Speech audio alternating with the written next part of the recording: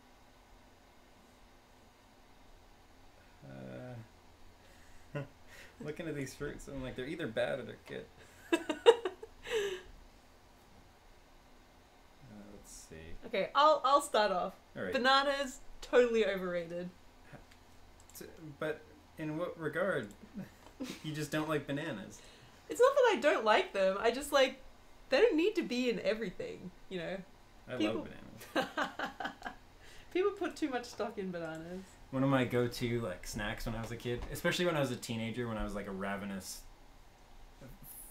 always feasting type teenager, would be I would get like a family-sized bag of sour cream and onion chips, and I would get like 15 bananas. And in one sitting, I would just like take a bite of chips, take a bite of banana, take a bite of chips, take a bite of banana. And it was the best combination. I don't know how it was, like the saltiness from all the chips, and then the bananas just went really well together. That's not even half as bad as the crap that I used to eat when I was a teenager. It's like when you're a teenager, it's like you can never get enough food, and you'll just eat anything. I used to just like eat a whole potato. Like, just put it in the microwave for like 2 minutes. Just a hot potato? Just like eat that whole thing. Very ungraciously. I imagine you're just biting into it like a hot apple. Yeah, like a hot apple. Right, I don't know 3 overrated fruit, but I will say like lemons I can eat straight up. The core and like the rind and everything. What? Yeah. So when you get like a lemon slice in your drink, I'll just pop that whole thing in my mouth. Oh, gross. I'll just eat the whole thing. I really like mango. Mango is the king of fruit. Mango is the king of fruit. It's the king of fruit. And what I like about it is that it's, to get the most out of it, you have to work for it. Yeah. You gotta get messy. Because it's so good that you don't want to waste any. So whenever I go on to, eventually I'm like, oh fuck, how do you cut a mango properly? I'll go onto YouTube and they like, this is how you do it. You get a really sharp knife and you do this and this. But they leave so much of the fruit on the thing and they just throw it away. Yeah, because what you're meant to do, and this is what we used to do when I was a kid, we had a mango tree in our backyard. You just like get the entire seed and like stick it in your mouth and like suck on it. But it's a giant mango. Yeah. Alright, Yeah. Here's what I do. So I live with my girlfriend, so she's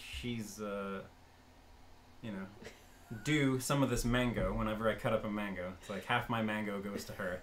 It's like mango tax. Yeah, it's like mango tax. I can't just sit there and eat a whole mango in front of her without getting some sort of stink eye.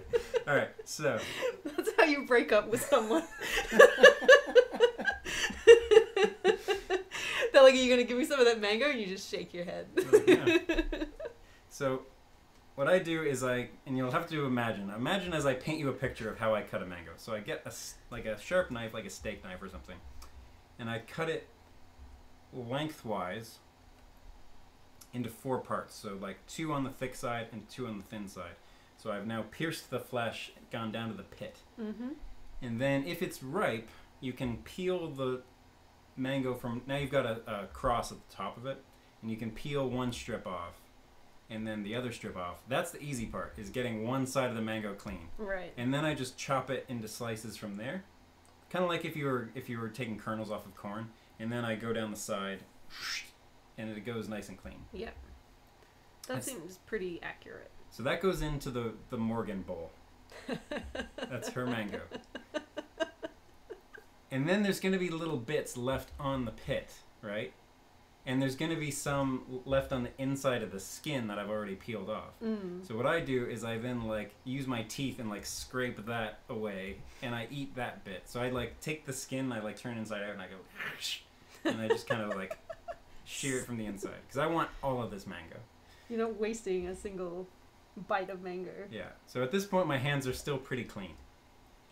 Now I gotta flip this fucker over, and there's no other way to do it except grab that wet pit that you've now exposed. So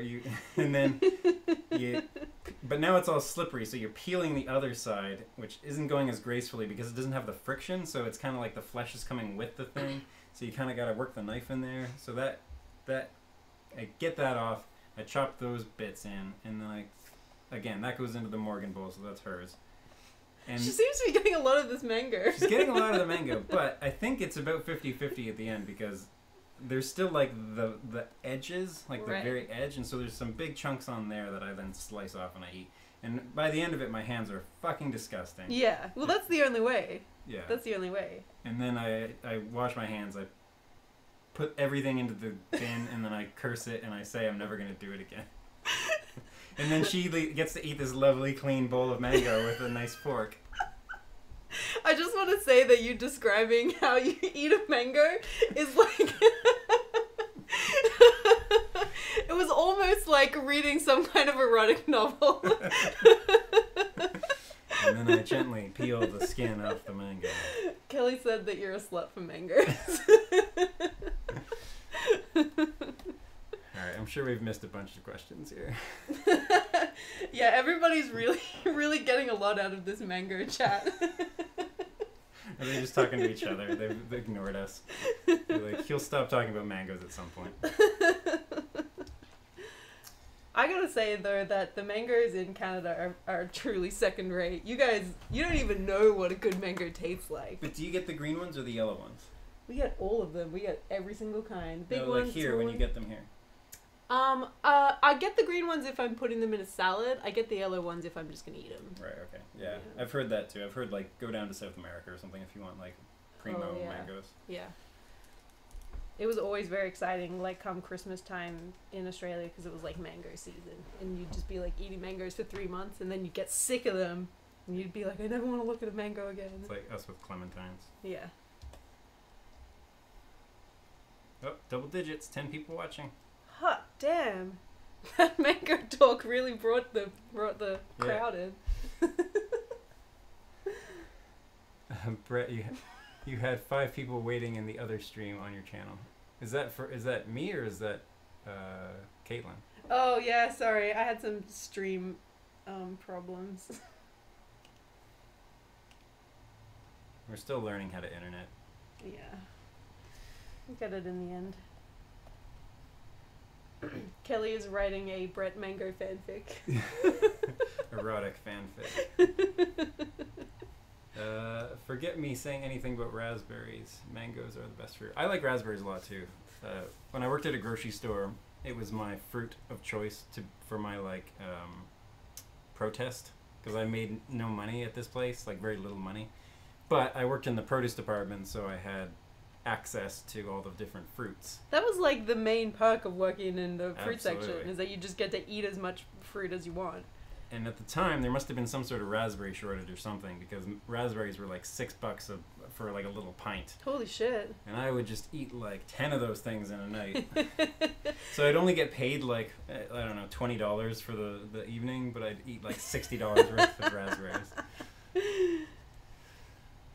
Yeah, I remember when I worked at the grocery store during university, there was a really big storm up in northern Queensland, and it knocked out all of the banana crops. So, like, the price of bananas just skyrocketed. It was like $13 per kilo or something like that. And it was like the entire world had gone insane because people, like, were suddenly like, where can I get bananas from? And then, like, the grocery stores were all, like, the shelves were empty of bananas, and people would come in, like... And then they'd get really upset because the bananas are really expensive. It's like, what do you want me to do? I get that, because bananas, I remember bananas were always, like, if they were on sale, they were 49 cents a pound, which is probably, like, 90 cents a kilo. Yeah. So they were the cheapest, like, meat to price ratio of all the fruit. Except for maybe, like, shitty apples or something like that. Oh, I guess the Red Delicious apple is an overhyped fruit. Yeah, nobody likes the Red Delicious. Just based on its name alone. Red Delicious. No other... The best apple is like the Crispin apple or like Honeycrisp. Yeah, oh yeah. my god. Those are good. But the Red Delicious... Have you ever bought fruit from like an Asian grocery store? I've gotten an Asian pear, if that's what you're driving at. No, it's just that like all the fruit there is like so ginormous and perfect, but it's also really expensive. It's good stuff. There's the place in Toronto... it's in the East End, I can't remember. It's down by the water, but it's like where the food comes in. Yeah, T&T. T&T, yeah. Yeah. I guess you can go there, and it's pretty... I think a lot of restaurants go there like first thing in the morning. Yeah. Alright, no more fruit talk. Alright, we've maxed out on the We've fruit talk. maxed out fruit talk. you have any weird pets growing up? No, we weren't allowed pets when I was growing up. We got a dog when I was like a teenager, but Do you feel stunted because you didn't have pets? a little bit, yeah. And like especially because I was so obsessed with cats for no reason at all other than like I was just a fucking weird kid. Like we didn't even have a cat as a pet, but I just was like obsessed with cats. And then actually we did have a cat for a little while. His name was Gideon, and my dad took him one day and was like, we're going to take him to like the farm and he's gonna like run free, and then I'm pretty sure they just like dumped him on the side of the road somewhere. Yeah. That's unfortunate. Yeah, I guess my parents just didn't want the extra responsibility of having to take care of animals as well. Yeah. You guys were probably animals enough on your own. Yeah, exactly. We lived in the burbs. We didn't like live out on like a big property where you could just let animals kind of run around. Yeah. Yeah, we had always a slew of weird ones. So like a duckling came into our yard one day, so we just took it. And so we had a duck for a while. We had an owl for a while because it fell out of a tree or was pushed out of the nest from the mother, but it lived, so it didn't like die on impact. Oh, right. So it was like a baby owl? It was a baby owl, so we named it Hooter, and we raised it until it started getting like big enough to like kill chickens, and then my dad did the same thing. He's like, I'm gonna take it to the forest and let it go, and we're pretty sure he just like, did what was necessary. Because he'd be he would say like, it's cruel it doesn't know how to defend itself, so it would be cruel to let it go. Right. I'm like, I never really got that. I'm like, surely it has a chance. I mean, even if it has no chance, it has more of a chance than like dunking it under the water or something like that. Yeah, at least let nature take its course. Yeah. But I think what he meant was like, if it starves to death, that's a slow death. Right. Right. He was being he was being kind. Yeah. That cruel kind of kindness. Yeah. Which I can appreciate. It's like Old Yeller. Anyone who has ever seen Old Yeller, which was that's a movie that's ripe for a remake. Except I think everyone knows what happens at the end. The dog dies at the end, right? Well, the dog contracts rabies, protecting its owner from like a pack of animals, and then slowly goes insane. And the kid, whose dog it is, has to put it down. Oh. The mom like hands him the gun and is like, "It's your dog," and he has to go and like there's this standoff where like Old Yeller's like stuck in a pen, and it's like attacking, like snarling at the kid through the wire because it's gone insane, and the kid has to put down Old Yeller. I'm so glad I've never seen that movie. It that would have scarred me. Yeah. Somebody is complaining about spoilers because they've never seen Old Yeller. Well, that movie's like 50 years old. It's your fault that you haven't seen it. If you haven't seen it, then sorry. I remember when they were doing press for The Hobbit, and they were interviewing who plays Bilbo in The Hobbit? Oh, Martin Freeman. Martin Freeman, and he was talking about the plot of the book, and the guy was like, "Whoa, spoilers!" He's like, "This book is like fucking 100 years old. Yeah. There's no such thing as spoilers."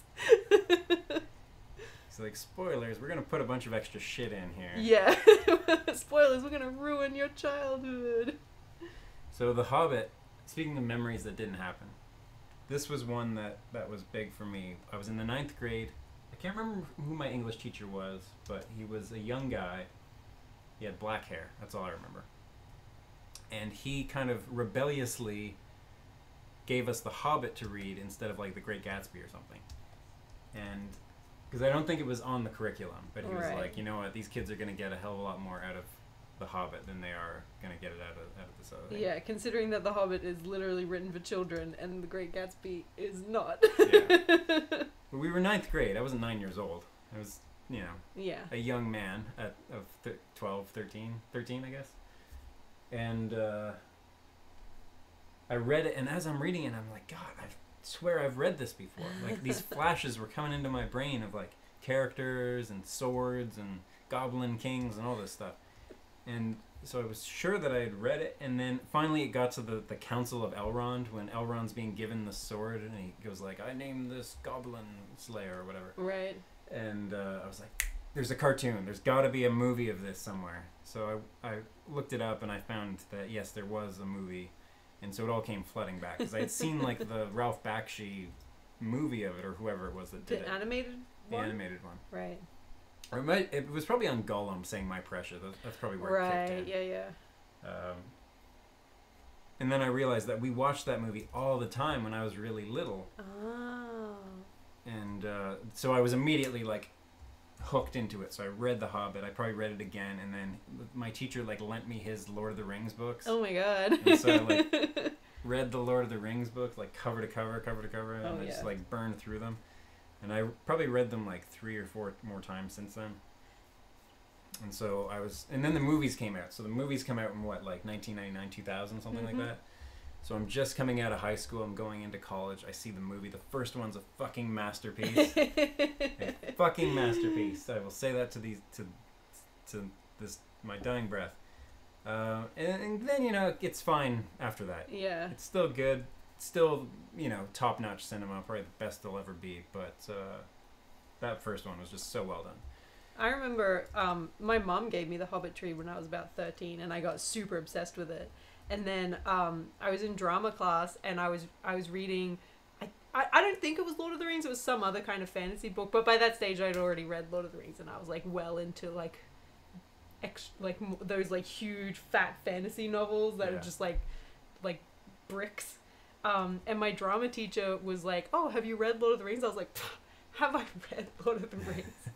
Don't even get me started. You start quoting it. Yeah, and then I was like, "Oh, they're making a Lord of the Rings movie in New Zealand. My uncle is working on it." And he was like, "Yeah, right. Maybe they'll cast me as Aragorn." And then like 2 years later, it came out. I was like, "What did I tell you?" Is the end of this Viggo Mortensen was your drama teacher? No. Oh, okay.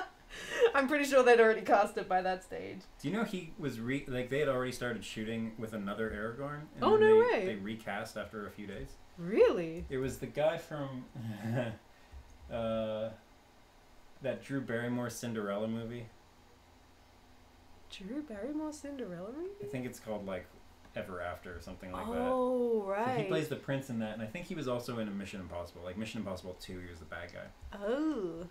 And I think he was also meant to play Wolverine. And then he got beat out by Hugh Jackman. For that too. So I think he was this guy that was supposed to be big, and then he just like crashed and burned. I wonder what was wrong with him. He was a little too pretty. Oh. He was a little too much of a dandy as far as just like his features. So I don't think he worked quite. He had the hair for Wolverine, but he didn't have the rest. Yeah. And then same with Aragorn, I guess. Yeah, because Strider's supposed to be a pretty, you know, living off the land kind of guy. Yeah. I think that I'm due for like a rewatch of Lord of the Rings soon. It's been a few years now. You've seen The Hobbit cut down? Yeah. Okay, did you see that with us, or did I just send it to you? No, we watched it here. We had a movie night. It's really good. The cut down was good, yeah. Yeah. I only ever saw the first and the second one like in the cinema, but by the time the second one was over, I was like, I can't do this anymore. I think it was the third one I saw, and I saw it in theater at the like 100 frames per second. Yeah. The high frame rate. And it was fucking awful. It was so bad. It just looked like home footage, like camcorder footage, oddly, like behind the scenes stuff. And like it made all of the props and makeup and everything look super fake. Yeah. Which like I don't know, it would have been fine if it had a little bit more camp value, but because it was super serious, it just made it. It was no good. I was replaying, or I wasn't replaying, but I played Wolfenstein, the new one, video game, which is a great game. I started it like years ago, and I just finished it, and then I was like, oh, I'll get the second one. So I got the second one. And it's okay, but they redesigned certain things. So you end the first game with like this laser rifle, let's say. And then I think it's called the Laser Kraftwerk. And then you start the next game also having it, but they redesigned it. Oh, right. I'm like, it's the same game developers. Why? Like, why did that need to get redesigned? I have the same problem with the Hobbit versus the Lord of the Rings. Right. Like, why up the VFX stuff? Why up the ante? Like, why not keep it consistent so that 10, 20 years from now, people can watch all of them and feel like it's all one big part of the same world. Well, like I heard, with the original Lord of the Rings production, they would reuse a lot of the parts of the sets. So like they would build a whole set, but then they wouldn't just like leave it there. They'd pull it down and then repurpose it. So it's like I think a lot of the stuff that they had built for the original movies, like it was all gone. Yeah. Like so if you go to New Zealand now, you can go to Hobbiton and they rebuilt the Prancing Pony and stuff based on the original sets, but it's not the original set. They'd already pulled all of that down. Yeah. I remember reading at the time like New Zealand made them do that, where they said like you can't just leave like the big draw to New Zealand is the landscape, so you can't have that stuff in the landscape. And then I think they got wise after that and said like shit, the big draw is that this is Middle Earth. Yeah.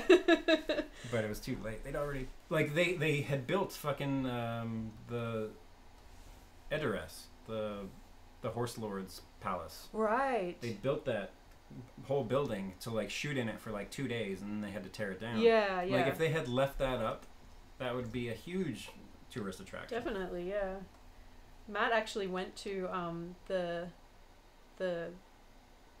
like Hobbiton. He did like a Lord of the Rings tour when he went back there. Apparently it's very touristy and campy. That's too bad. People like get married there and stuff. They play that music. Wonder if they have the license for it.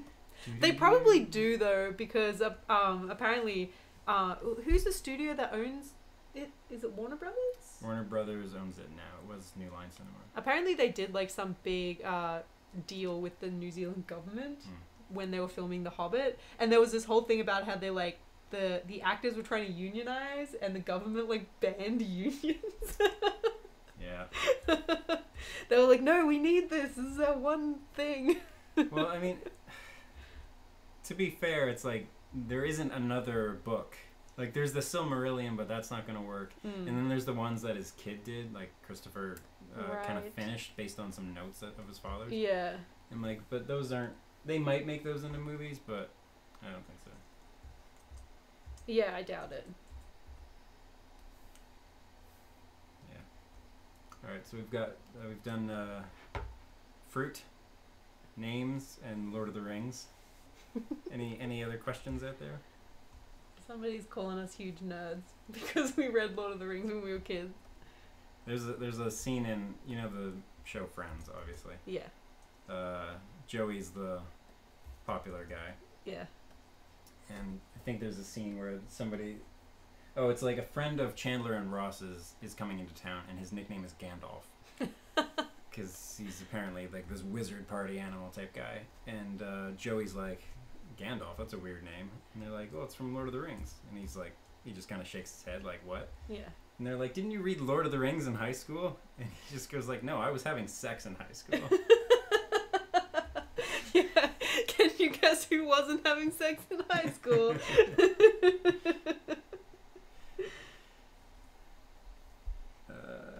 The truth hurts.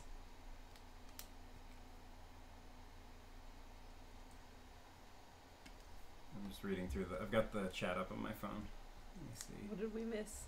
I think they're just talking to each other for the most part. Chloe says, who the hell has sex in high school? All the cool kids. Yeah, all the cool kids. Sorry. The fact that you're listening to the stream right now means that... Listen, you can find a lot of solace in reading Lord of the Rings. Yeah, get yourself Lord of the Rings. It'll take you exactly 4.5 years to read. So it'll just, high school will be over by the time you get through it. You'd be like, that was great. Ramen Doodles asks, have you seen The Princess Bride? I'm going to say of course, but I don't want to speak for you. I have, yes, I've seen it. But again, it was another movie that I came to like late. Yeah. I didn't see it when I was a kid. That's probably for the best. Like, I think you would take it... To me, there's two movies. There's, like, you seeing it as a child through child eyes and just not knowing that it's such a parody. And then seeing it as an adult and seeing all the parody of it. Like the, like the part where they have the poison and they talk about how it's tasteless and scentless. And then in the next scene, he's smelling the bottle and he just goes like... poison. It's like, it's brilliant. And the very young Fred Savage as the boy, who's from the Wonder Years. Oh, right. Yeah. And fucking Columbo as the old grandfather, who's just like, shall I keep reading the story? Would you like me to keep reading the story? Do you have one more question? That's right. God, it's been a while since I've seen that. The one movie that I used to watch over and over again when I was a kid was Terminator 2. Nice. Yeah. I had this little like electric piano and I would like play the theme song on it. That's a good movie. It's such a good movie. That's like a good fucking like girl power movie way before there were girl power movies. Yeah, and I hadn't ever seen the first Terminator. I'd only ever seen the second one, so I always thought that Sarah Connor was just like a badass. Yeah, she's a waitress in the first one. Yeah. When I eventually saw the first one when I was an adult, I was like, huh. Yeah. So that's where she came from. That's definitely one where the sequel's better than the original. Yeah. I think it's because like somebody had taped it on a VHS tape off the TV at some point, and then it just got like rewound and rewatched hundreds and hundreds of times. What do you think of the third one? I didn't mind the third one with what's his name from Sin City. Right. The one after that with Christian Slater was bad, and then the one after that with fucking what's her name, the dragon girl. Oh yeah, and didn't they make a TV series out of it? I can't remember. I hope not. Hmm. I think James Cameron's working on like another one now, but he says like we're just gonna ignore those middle ones. Right, because what did they make, like 5? Up to number 5 by the end? Yeah, they've made up to number 5. The 5th one was interesting because it was like they went back in time, or they went forward in time and like got Reese. Right. But of course they didn't bring the actual actor because he's too old, so they got this other guy, but he was like, yeah. So that was weird, but it was almost like I think the spoiler alert. I'm gonna spoil this shitty movie for you, but they basically recreate John Connor. They like capture him and kill him, but recreate a Terminator that looks just like him. Or they like infect him with nanobots or something like that, and then he becomes evil. So it's like now John Connor's evil. It's like an evil John Connor. Yeah, so it's like evil John Connor against young Sarah Connor with old T-1000 or T-100 Arnold Schwarzenegger. That's right, because Arnold Schwarzenegger kept doing them as well. Yeah, and they explained him really well too. It's like basically he, after saving them in the past, he basically like stuck around and like immersed himself in society as best he could. So he got like a janitorial job. Oh. And so he just kind of hid in the backgrounds because he couldn't travel forward. Right. And so in order to blend in, he like adjusted his appearance to make him look older. Oh. And that was all really explained really well. I thought it was like there were so many good things about the movie, but the people they cast and stuff like that, it was just bad. Ugh. But I think in the new one, they're bringing Linda Hamilton back to play Sarah Connor. Oh, no way. That's so cool. So, Happy Thoughts asks, are there any things you don't want to replay or rewatch because you don't want to lose the idealized version you had of it when you were younger?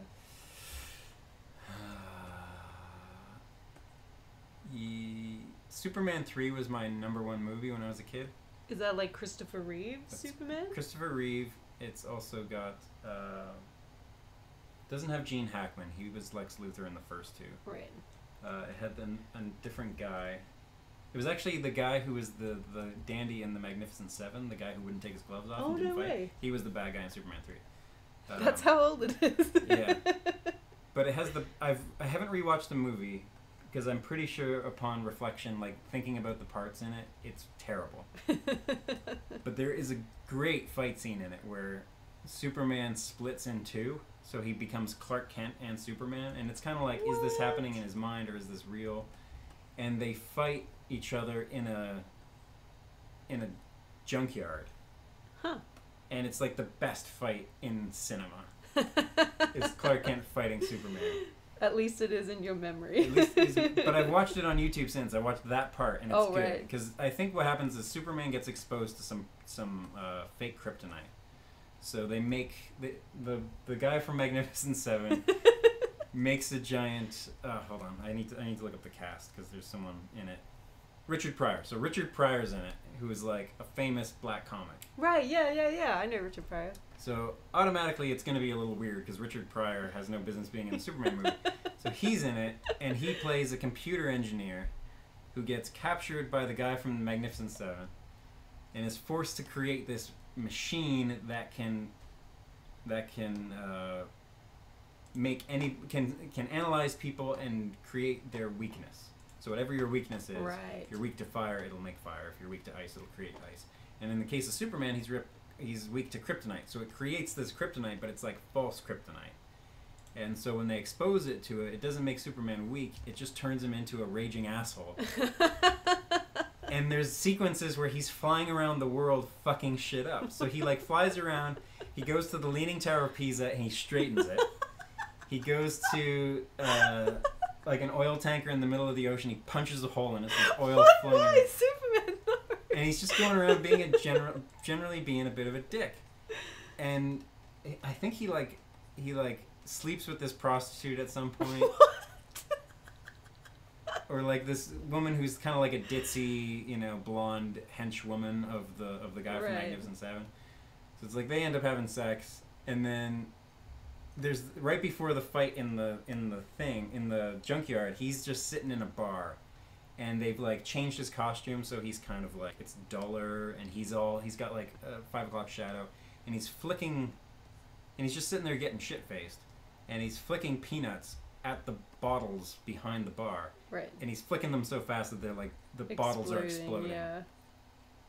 And so he's drunk and he flies off, and then he like drunkenly crash lands in this junkyard, and that's when he splits in two. So it's I think if I were to rewatch that now, I would be sorely disappointed, because I'm saying all this stuff like, and then this fucking thing happens, it's so cool, blah, blah, blah. But I do know like eventually when he gets right in the head again, he goes back and he fixes everything. So he like fixes the tanker, and then he goes back and he fixes the Leaning Tower of Pisa. I'm truly amazed that you can remember so many details about this movie. I had it on VHS. I watched it every day when I was a kid, like every single day. And there's a part where I'm just remembering stuff on the fly, but there's like when they build this machine, it starts to take over like all the technology, and so the walk don't walk signs. Yeah. There's a scene where like how the walk is on a light that's above the don't walk. Yeah. So there's a scene where the guy in the walk light becomes self-aware and like climbs down to the other one and starts beating the shit out of the red guy underneath. This movie sounds like a masterpiece of cinema.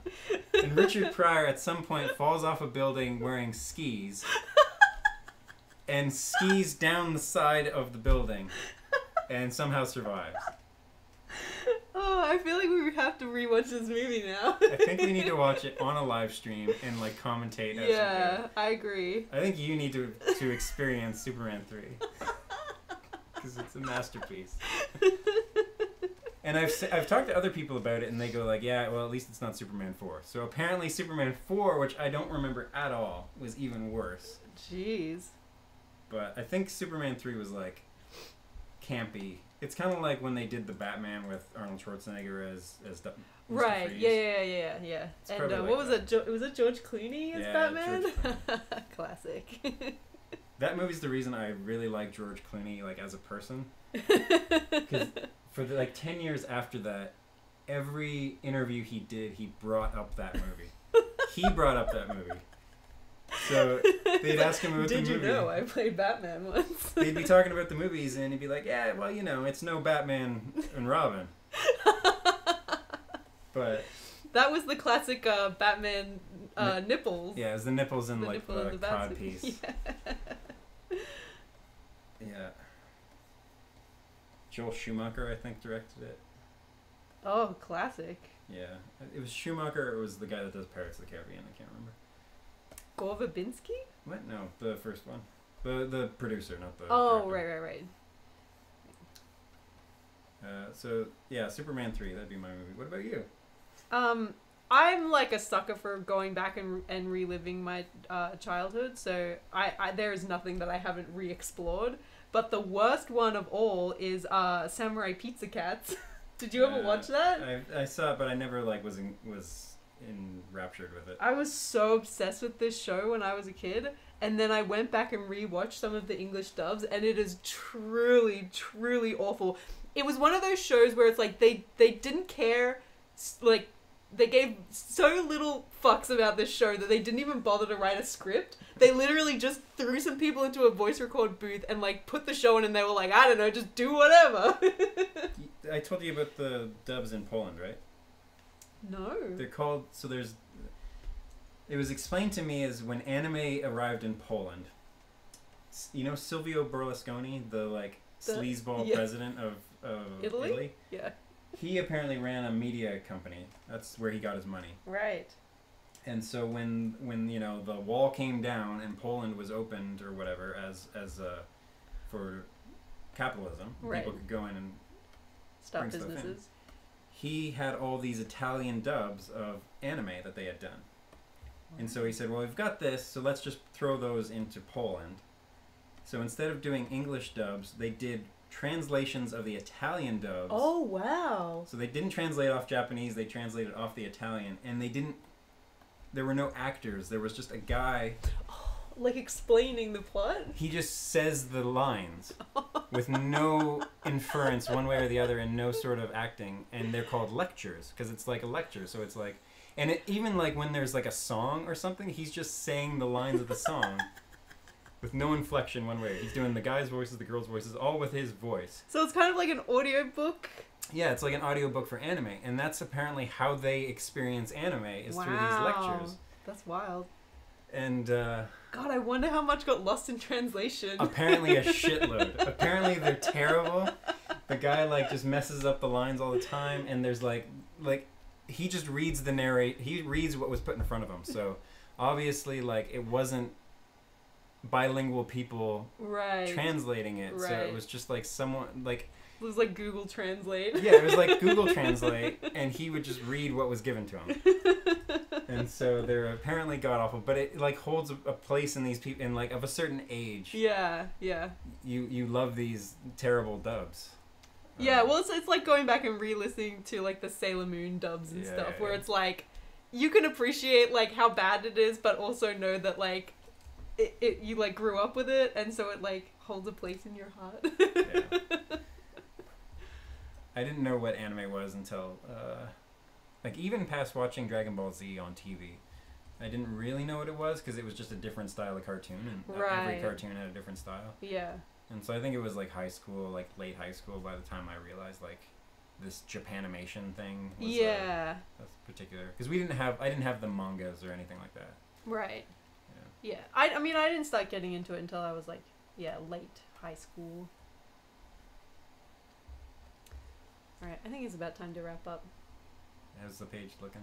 It's looking good, but I need to check some things for continuity, because I think I've done, I'm just sort of working in a void here. You've got a lot of Super Science fans. They're used to 3-hour streams. Oh my god, okay, well, I mean, we can keep going. We'll wrap up in like, why don't we do 10 minutes? Okay. So at 4:22. So if anyone has any other questions, comments, requests...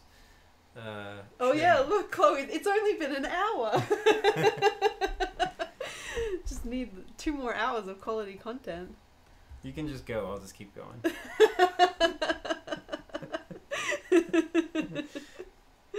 Says, no, I don't want to leave. It's because apparently Chloe's back in fucking high school now, so, like, even though it's still the summer. What? Oh no, you poor thing. So, she's missing my Friday streams. Oh, so this is the quality Brett time. Yeah. Ramen Doodle says, I used to watch a French silent cartoon, but then it all went to shit when they got Hindi dubs for the characters, which was so fucking stupid because the characters don't speak. And then Chloe says, what do you mean back in high school? This is my first year. I mean, not back in high school. I mean, like, you're back in school. You're at school and now. It is high school. Because school doesn't start here until September, so I don't know what's going on in Florida, but... they just need to get kids off the street. They're like, alright, school's starting early. Yeah. Opinions on Jurassic Park, please? Asks Elfka. My opinions? Our opinions, yeah. You go first. Well, I haven't seen the remake one, so I have no opinions on those, but I really like the original Jurassic Park. I agree. I haven't seen the new ones, but I've seen the trailers for Jurassic World, and the effects look like hot fucking garbage. I've heard a lot of people talk about the new Jurassic Park, which is another reason that I don't want to see it, because it sounds bad. Yeah. Like, the original one was 1993, I think. 1993 or 1994. I remember I saw it at the cinema. Yeah. It was in theaters for like 6 months. I remember that. It Oh, came really? out in like, it was a summer blockbuster, and I saw it in like near Christmas time in the theaters. But it was, so it was obviously like a huge movie, and at the time it was like, if they had a huge movie, they'd just keep going because there weren't that many movies. Right. But I remember, like, those effects are pretty flawless, even now. Like, Oh my looking god, back. yeah, they're so good. And Those dinosaur puppets. the new ones, it's just like, it doesn't hold up. It's like, it's still, they haven't gotten the CG to look right. Yeah. Still. Yeah. The Uncanny Valley, right? Yeah. Have you ever read the book of Jurassic Park? No, I'm not a Crichton fan. Me neither, but I read it, I don't know, I was probably on vacation or something like that. It's actually genuinely really good. Oh, yeah. And it's like different enough from the movie that it's like, it's not just like rewatching the movie, like it's kind of a different story. All I know the difference is that Grant like beats a velociraptor at the end instead of the T-Rex coming in and grabbing him. Yeah, and John Hammond, that's the old guy, right? Yeah. Yeah, he's like a much more sinister character in the books, and he like dies at the end. Spoilers. Okay. Yeah, What but about- it's kind of like you kind of like want him to die because he's an asshole. So you're like, yeah, kill him. Kill that old bastard. But they made him such a kindly gentleman. Yeah, yeah. So in the movie he's like a nice old grandpa, but in the books he's a bit of a bastard. Is what's his name's character in there? Jeff Goldblum? Yeah, Jeff Goldblum. Yeah. He's basically the same character in the book. Grant actually takes out 3 velociraptors. Yeah, that's a little unbelievable.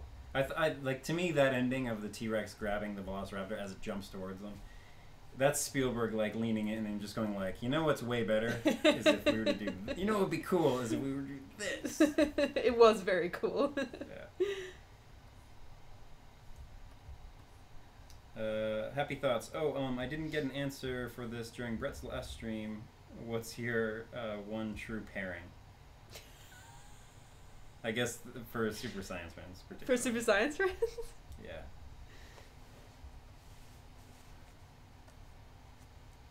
Me? Yeah. Oh. I have to think of mine because I said I would think about it, but I never answered. Freud and Taputi. Freud and Taputi. That seems like something would have happened there. They're both pretty sex crazed. Yeah. But I've said this before, but I think that Churchill and Marie Curie have a past. Churchill and Marie Curie? Yeah. Okay. Yeah. I think, in the trenches. In the yeah, because Love blossoms. They were both in World War One. Love blossoms. Maybe it was Christmas.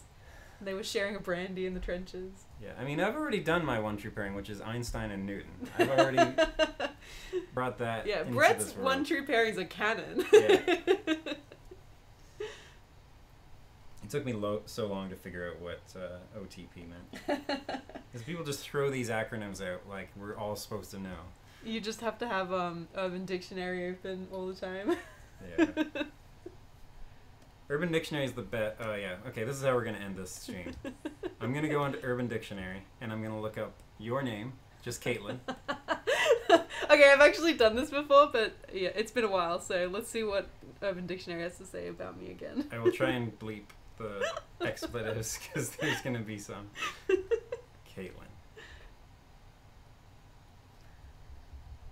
Okay, here's the definition of Caitlin as per Urban Dictionary. I remember reading these, just as an aside, I remember reading, like, first discovering that you could look up names on Urban Dictionary while I was sitting in airports in, like, the early 2000s. Like, back when there was, like, the earliest kind of internet phone. Yeah. I guess that would have been mid-2000s. And just laughing my ass off in the thing. Okay. A person who is an intelligent, talented... A person who is an... Okay. So, a person who is an intelligent, talented, period. Also, someone who is caring and kind, exclamation point. She is easy to fall in love with, but difficult to fall out of love with. Oh. Yeah. Urban Dictionary, you're being surprisingly nice to me right now. It's difficult to win her heart because she doesn't fall in love easily. But when you do, you have her forever, double exclamation point. She is confident when she wants to be and avoids to show some of her feelings. She is sexy, beautiful, and will do anythings for her friend. Oh, they don't have an example. The examples are the best part. Yeah. I'll read the example from the next one. Okay. That Caitlin is amazing. I'm sure for a Caitlin to be my friend. Are these like the new horoscopes? I think like so. looking your name up on Urban Dictionary. Okay. Oh, I had this really great Uber driver the other night. He was this like Chinese dude, and it was on Friday night, so we left here about 10 o'clock or so. And he was asking us like, because I was in the Uber with Matt.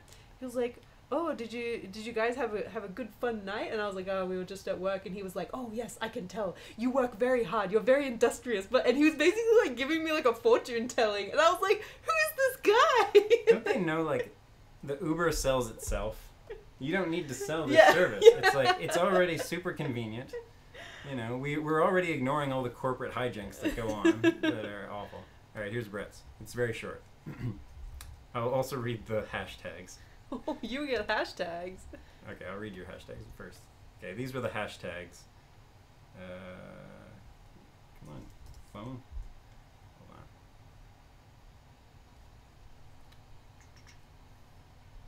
So these are like your lucky numbers. Caitlin, spelled with a Y, even though this is with an I. Get out. Sexy, beautiful, bad, kind. I don't know why Ooh. that's in there. Bad and kind. And here is, oh, I just got a spam. No, get out of here, spam. I will say that the one that for Brett is the one that's the one that's been for Brett for a while. It's the top one. All right, Brett, an extremely attractive American male who is good at everything, often can be found in beautiful women's beds. And the example is, that guy has it all, man. He's such a Brett. And the hashtags are Brett with one T, pimp, alpha male, Pimp. baller, and Ronaldo. I don't know why Ronaldo is in there. And I think you can order mugs with those on them. Oh wow. So if I know what you're getting for Secret Santa. if they didn't get really X-rated after the in most cases, I would get them for the entire crew.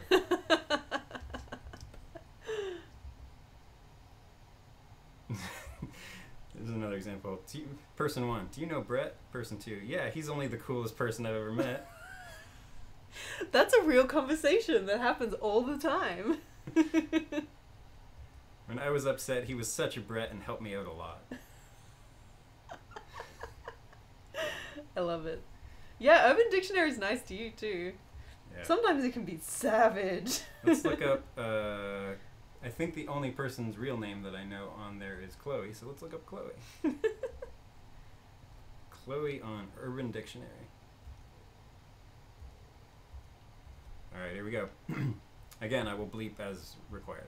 A Chloe is a girl who is amazing and talented, but sometimes has low self-esteem. She may not feel beautiful or hot, but she is the most beautiful and adorable girl you can ever meet. She is sweet, and when she has to say something, people will listen. I feel like Chloe has written this herself. Chloe, you can't just write your own Urban Dictionary.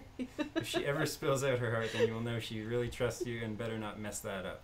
She's just extraordinary, and people who are lucky enough to meet Chloe will never forget her outer and inner beauty. You would want to keep her safe and always make her smile, just to see that smile that will make you your whole day. You would love her more than anything in the universe, and you would want to spend forever with her. Are you sure that you're not just making this up? I'm not. It's right there. And the example is person 1. I can't believe she is so amazing. Person 2. Yeah, dude, she's a Chloe. I feel like these have gotten so much nicer since the last time I looked at them. Yeah, I remember looking up. I remember looking up like Brendan or something, and it was like, Brendan's such a fat idiot. I hate that guy. It was like, wow, you did not meet a nice Brendan. All right, here's so this is my girlfriend's. This is Morgan. A bad bitch that gets all the guys.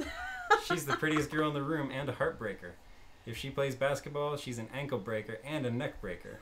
Joe, whoa, look at that Morgan. Josh, I call dibs. Okay, I'm not gonna play basketball with Morgan. Alright, we'll do your boyfriend. We'll do Matt. With 2 T's. Matt with 2 T's. Matt is a loving person who will stand up for anything or anyone he loves. He loves his girlfriend, and his girlfriend loves him, but she wishes he would show his emotions for her more. Yet, this could be about any girl and any guy. Yet she knows he loves her. She's hoping he will show it more. Matt is good at hiding his emotions from people and his girlfriend. This was obviously written by like a slighted girlfriend of a Matt. And the example is, Matt is a great boyfriend, but I wish he would show his emotions. This is very personal.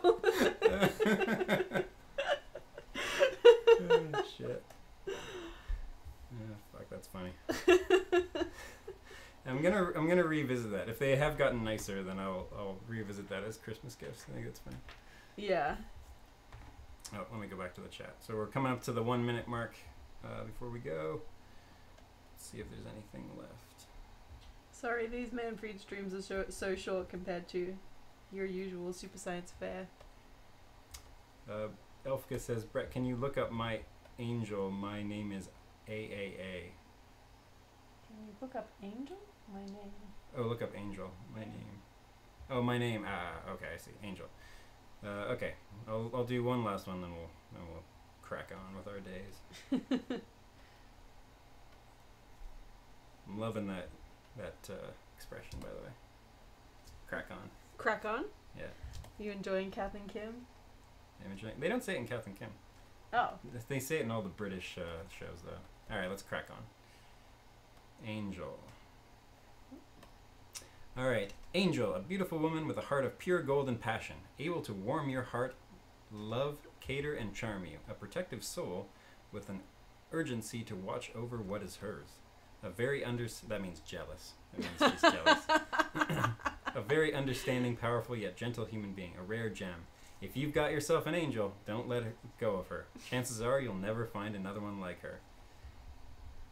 There isn't an example, but the example from the next one is, baby angel, you are my sweet little naughty girl. So I'm not going to read the one from that. Keep reading too much of that. Listen, this stream is PG-13. It's true. All right. There's still 9 people watching. That's good. Man, this was a very successful stream. I'll let you wrap it up. Yes, okay. Thank you. This isn't my stream. Well, thanks everyone for joining us here for the Manfried stream. If you want to tune in again next week, I'll have another guest. They probably won't be quite as entertaining as Brett, but anyway, I'm sure it'll be fun. Who could be? Who is it next week? I think, let me check my calendar. I think it's Steve. No, it's my friend Alexis. So join me next week to hang out with Alexis from Vancouver. Yay! Bye, guys. Bye, guys.